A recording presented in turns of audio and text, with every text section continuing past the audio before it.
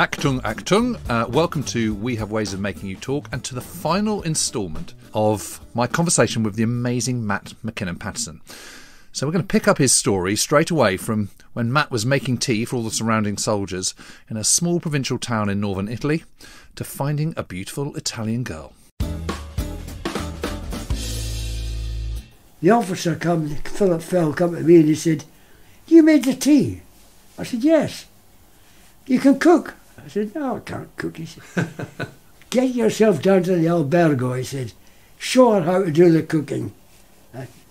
So I had to go down there, but he said, when we go out on operations, you know, we're out to shoot up things, he said, when we get back, you go down there, don't bother cleaning the equipment and all that.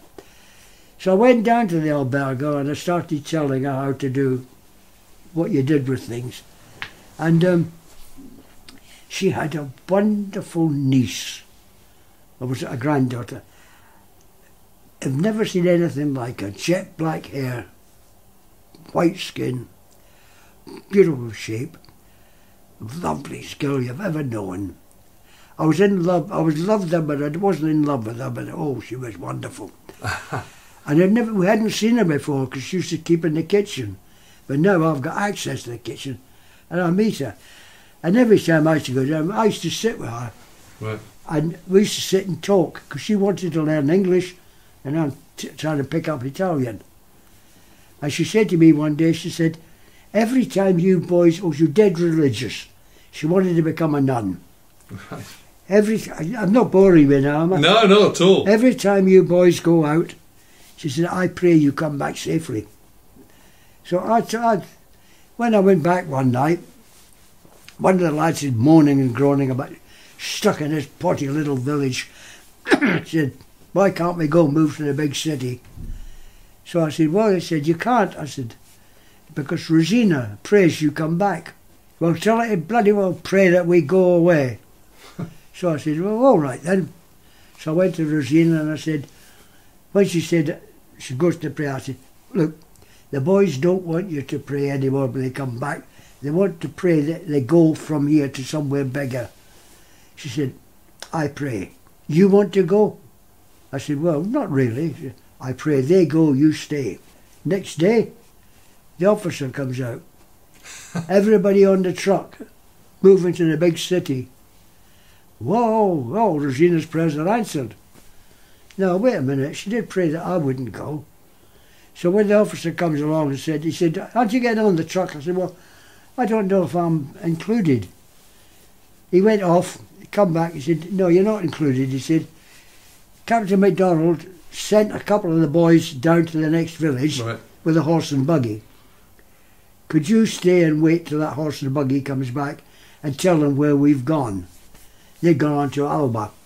I stayed. I saw them down to Alba and came back. "How am I going to get to catch you up?" "Okay," he says. Oh, that was it. These two came back with a horse and buggy. Yeah. Next day, I had another couple of days at Castino. Next day, we catch the rest up. And Captain MacDonald says to me, "Oh, Scotty," he said, "that buggy I've got there," he said, "it's got to go back to Castino.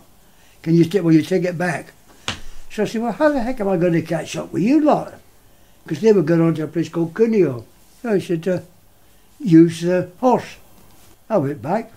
She had prayed I come back again. I came back. This time I had to pray, tell her not to. Next time it's time for me to go, I left the buggy there. I got on the horse, went along the road, round the corner, you know, very, very Hollywood acting there. And I caught them up eventually at Cuneo. Did you ever see her again? No. I was courting, don't forget. Of course. And anyway, she wasn't a courting type. She was too religious. But she was... When we left, the last time, when it was time for me to go with the horse, we went up to the little chapel and we sat, not touching, but... yeah. And we prayed and the organ was playing, Handel's Largo. Oh, very romantic. Anyway, I got there and I went through one town where it was called Bra. I know. And I stayed the night. And I stayed in this little albergo thing. And all the partisans were in there. Right. And I got in and put the horse in the stable and fed it and that. And Yep. next thing I know was all the partisans are trying to figure who I am. Right. When they find out who I am, oh, great, they're around me. Vino, vino, yeah. Hey, want a girl, you know, half a dozen girls. I said, no, I don't drink. I don't want a woman. I didn't know the words of the song, so I just kept on going. Eventually I get to Cuneo, where the rest of the boys are, and we go for dinner. And Buck, there's a big dining room there, big table. And Buck MacDonald's there, you know, and then he called me over, Scotty, come and tell me where you got all these last 2 or 3 days. So I started telling them. And I said, and I got to this town called Bra. And I just went in there for some support. I said, but I got wine, women, and I told them what I was doing. You know what happened. Women, girl at my bedroom door said she's to sleep with me. Everything laid on. Suddenly I looked along the table and they're all chatting to each other. They stopped listening to me. So I says to the captain, I said, they're not listening. So the captain says, what's the matter? And somebody said, wrong block, right operation. And that was the end of my story with them. Anyway, when we got to Cuneo, as I'm riding along on my horse, I've got to be very, very careful because the political groups are at each other's throat. Yep. I had to wear a blue scarf through the Democrats, red scarf through the Communists, and green scarf through the Republicans. Right. And everywhere you went, you would have to be very, very careful because the Germans had broken up, and so if any Germans are on the run back home, they're not going to stop and say hello to you. No. A comedy turn, there was a British officer in a jeep with his driver, and he come driving up alongside me, and I'm on horseback here, and he says, Dove Alba. I said, Alba, straight on, sir, pontoon, cross the river, you're there. Dove, petroleum, petrol, or whatever it was, naphtha or something. And I said, yes, sir. I said, you're all right. The Americans are just coming in there now with their mobile vehicles. I said, you'll get petrol there. Oh, yeah. Grazie. Arrivederci. I said, excuse me, sir. See? I said, I've been talking to you in English and you've been talking to me in Italian. And the driver's sitting there killing himself with laughter. I said, arrivederci. And off he went. You know, so I didn't realise you're going to meet a British bloke up there somewhere. Then I met a Brazilian. There were Brazilians were in there. There were, yeah. And he's walking along with a map, and he could walk through the blooming Brazilian jungle, but he can't find his way through northern Italy. But anyway, when we got to Cuneo, we found that they were shooting, standing people up against the wall. Fascists. Fascists, collaborators, anything. And the big it all got pretty ugly in Italy at the end, didn't it? There was even a little girl about 14 or 15 shot. Oh dear. And I often wonder if I'd been there at the time, if I'd have pushed her aside and said, take me. But one of the things that was strange, they've got about half a dozen women sitting on a little platform, and they've got a chair on that platform. And the two of the men go over and grab the first one, drag her over, screaming and shouting, and she sat down on him, and then they take her hair off. Wow. 1, 2, 3, 4, right. Fifth one, she's sitting there. When they come to pick her up, grab her, she gets up, she stands up, she walks over, she sits on that chair, and the crowd, instead of cheering and shouting, suddenly quiet.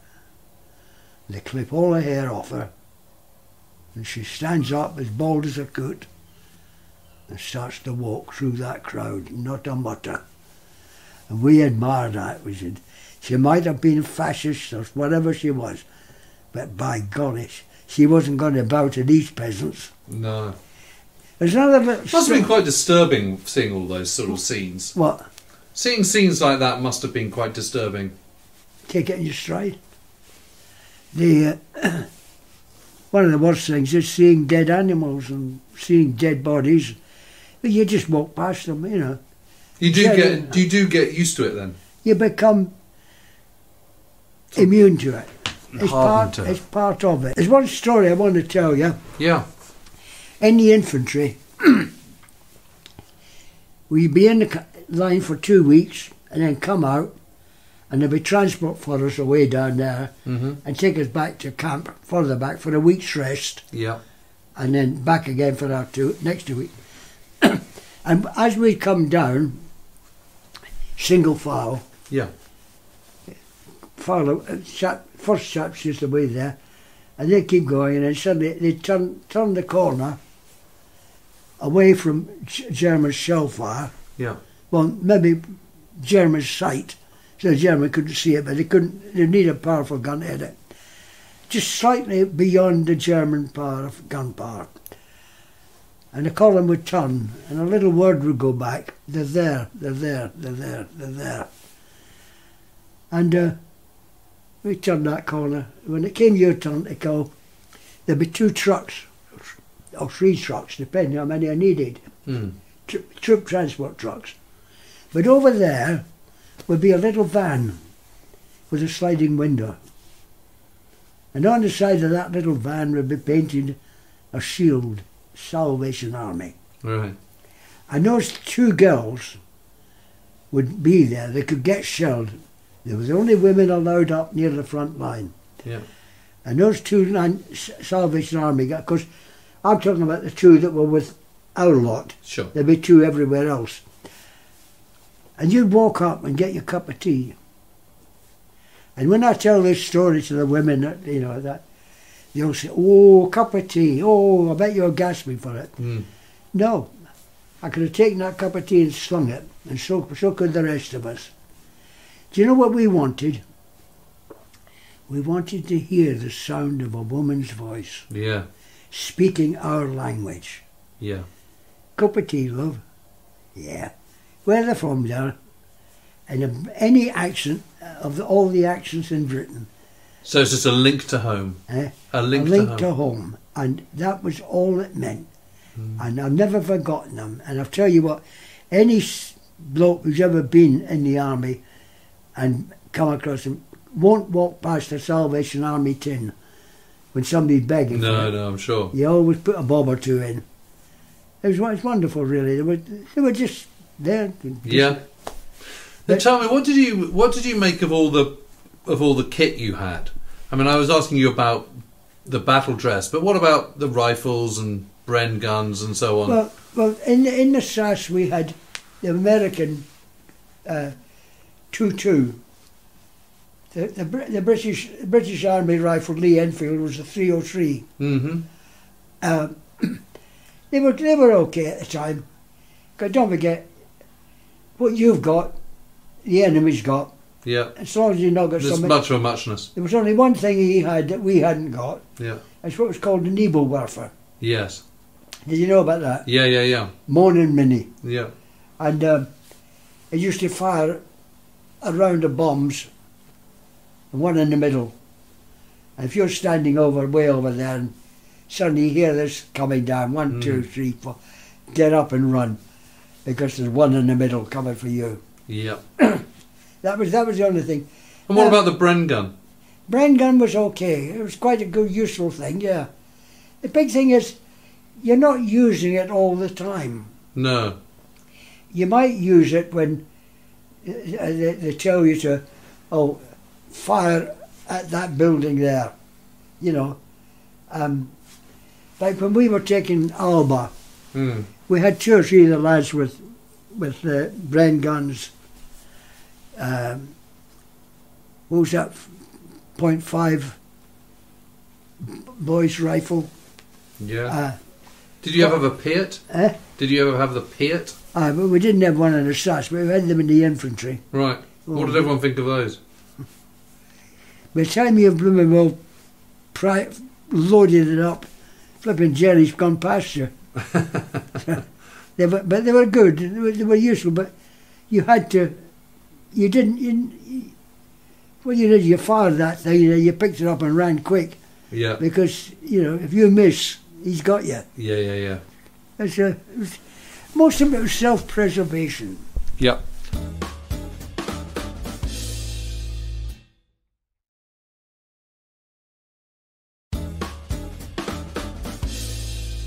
And do you? I mean, a lot of people I've spoken to have said that you develop a kind of sixth sense. Instinctively, you know when danger is around. Do you think that was something you picked up? Well, do you maybe I would say really that what we're talking about is how many times did you get that sixth sense and nothing happened?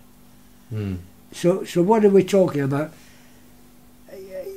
Well, I'll give you an example. I remember talking to a German paratrooper. He was in Casino Town. Yeah. And he said he was in the ruins. It was the third battle. And he said he was standing up, and he said something made him get down on the ground, and literally a second later, a shell came past. Right. And he said he could only explain that as a sixth sense that had been built up through experience of just being in a combat scenario. I think you. I don't know how the sixth sense works, and I agree with you that you do get that sense, and you do it, and then you say, "Oh, good, I could see that happening." Yeah. But as I say, how many times did you see it happening and nothing did happen? Right. And is it more or less just part of the life? Yeah, I'm leading? sure. I mean, I'm walking along the road in Italy when I was back in Naples and Pompeii, and I'm walking along the road and suddenly I'd hear a whistle, and I'm always ready down on the ground. Sure. Because it sounded like a shell coming. But you were saying earlier on that you had, your nerves were shot to pieces at one point. But by the time you joined the SAS, you were fine again. Of course I was. Yeah, you recovered. A bit of rest. I'm going to tell you what I put that down to. Yeah. It's the same thing that got me to join up. I could have at any time come away from the Argylls through nerves, through getting another job, seeing a notice on the notice board that said technical clerk wanted. I could have done that. Leave the infantry, go and sit in a nice little grove, and lovely. Pride. Yes. Suddenly it's stronger than fear. Right. And it's the background to courage. Yeah. And when everything all around is falling down, and you're there, and you think, no, I'm going to go. Right. I'm going ahead. And I think that's what got me through most of it. Yeah. As I say, I could have easily dodged out any time. When we were coming home, we travelled down to Naples. Yeah. So when was that? Was that still in 1945? That was 1945. Yeah. The war's finished. Yeah. And we're coming home, and we've got a train up to go to Burma. Mm. I went to the canteen in the NAFI canteen in Naples while we're waiting for the ship home, which was actually the Empress of Scotland. The Empress of Japan, but it was renamed the Empress of Scotland, and I always took offence at that. Anyway, I'm sitting in the canteen and I see another bloke, and I walk over to him. "Hello, fancy seeing you." And we chat. He said, "I've just come out." He'd only just arrived out there. Now, you remember I told you that I was a Lance Corporal and I went to be an instructor at Lanark. Yeah.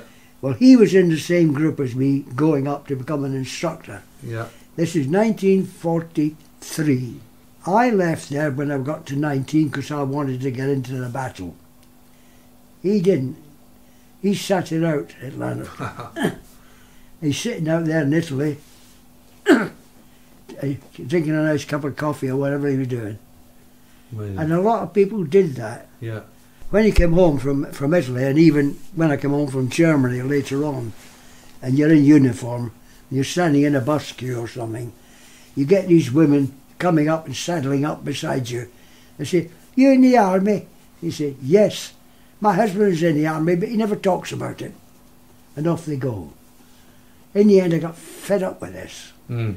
So when one of them came up to me next time, I said, "Wait a minute, whoa.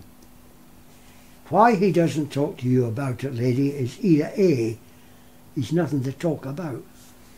B, he's incapable of talking. 3, he's not going to tell you because he's down knocking about with some other woman. 4, how do you know he was in the army? Oh, he told me. Oh, but he never talks about it, does he?" And then you find out the truth, that they weren't even, they were in the army, but they were base job. Right. And that was one of the big things. Well, an awful lot of people, didn't see much action. I mean, if you look at British Second Army in Normandy, for example, over 40% were service corps.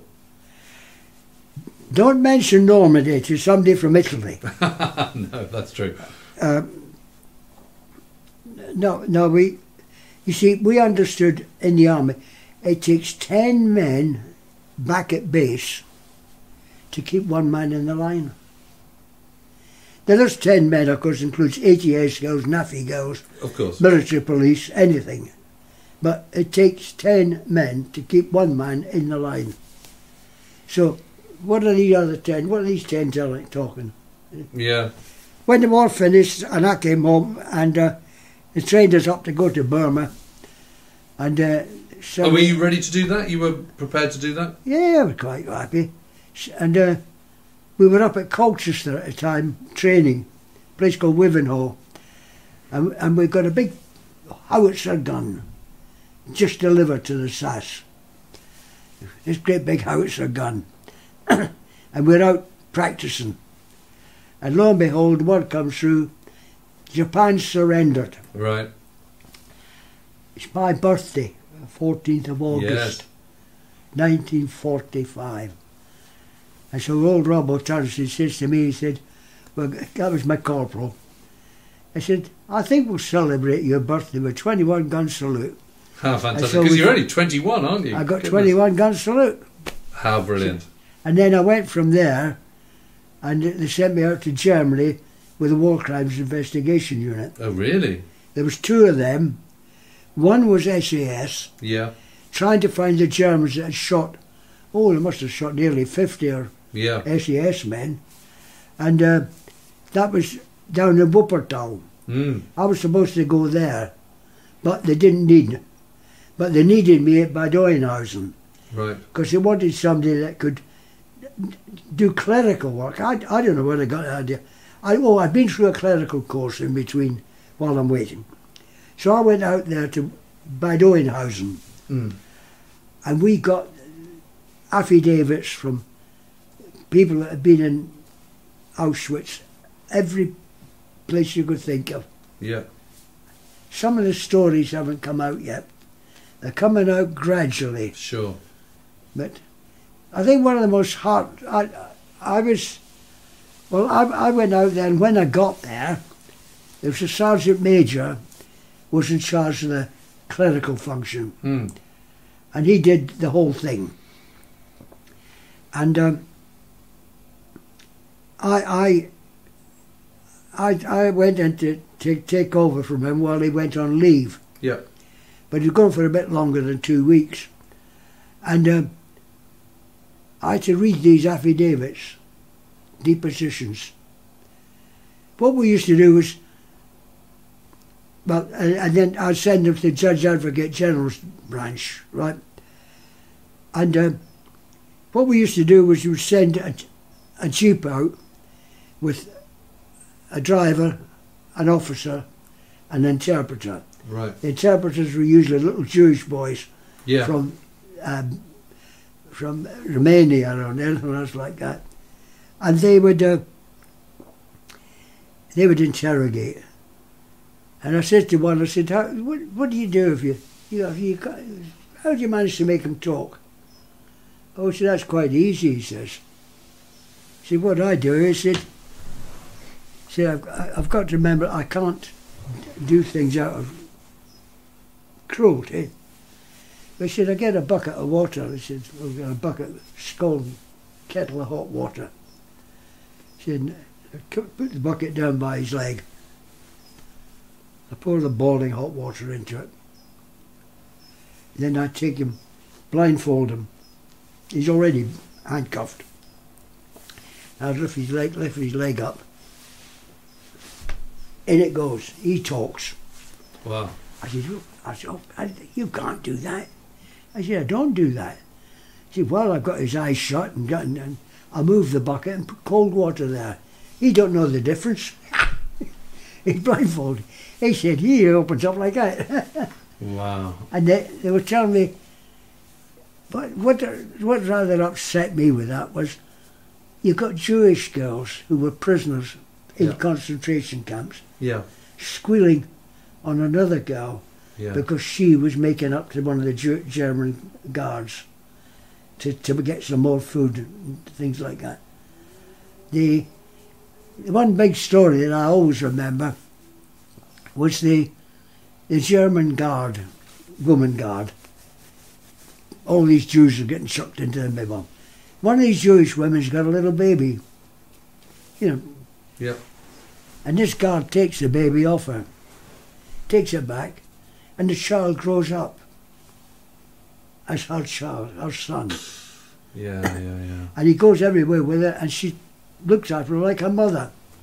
Then one day the good old Lord Adolf gives the order, all Jews are to be exterminated. And she takes that little boy's hand, and like any nice mother, takes him to the gas chamber door and says goodbye to him and lets him go in. And I thought, if that's the depth of humanity. No, it's Anyway, apart from that. But it must have been fascinating. I mean, what were your views, what were your impressions of war-torn Germany? I mean, it must have looked absolutely... Two things you go through and think, serves you bloody well right. Yeah, no, sure. And then you sort of look at the refugees and you think, sad. Yeah. And you give them something. Yeah. If you've got it. Yeah. It's, you see, you're brought up with this Christianity that you suddenly think, yes, well, no matter how bad they are, I've got to try and help them a little bit. Yeah. I mean, it must have looked so bashed about, didn't it? I mean, Germany must have looked so bashed about. It was flattened. Yeah. I come through Hanover and it was flattened. Well, by that time, you're going through a ploughed field of stone, the road. It's like going through a ploughed field. A big plough had been through it. Yeah. It's all up the side. Yeah. Side. Huh. Amazing. So how long did you stay in the army then? 5 years roughly. Really? October 42 to April, May 47. Well, that's it for my talk with Matt Mackinnon-Pattison. I do hope you all enjoyed it.